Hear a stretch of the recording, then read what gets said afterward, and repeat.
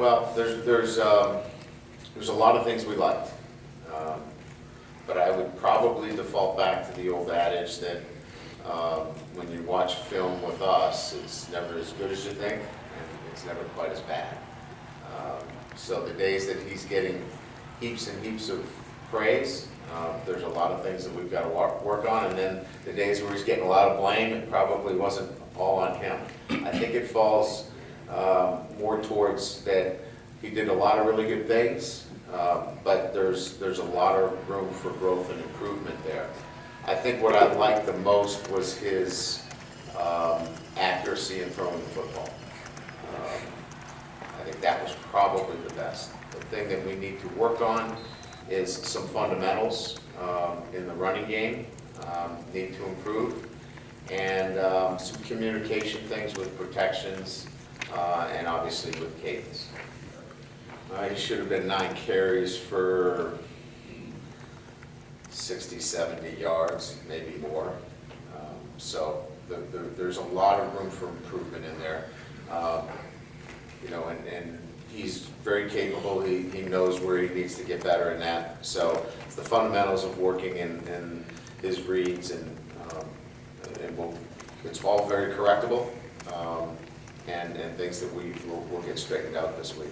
Just kind of reading defensive ends, reading fronts, yeah, just having to bounce it outside, yeah, inside. All of those things, secondary players, a little bit of all those, again, maybe a little too anxious at times, and some of it has to do with CJ got a lot of work in there, and not quite as comfortable with CJ. Got to get a little bit more comfortable with him. So other factors in there, but all very correctable. We had a conversation about it as a staff, and we, since he's been here, he's been able to avoid getting hit head on. He has good vision, good sense of not taking hits square, and so I would say that we're less concerned with him, taking that big hit. We know that in certain run situations, it's going to be physical for him. We want him to get the first down and get out of bounds, but we want him to get a first down.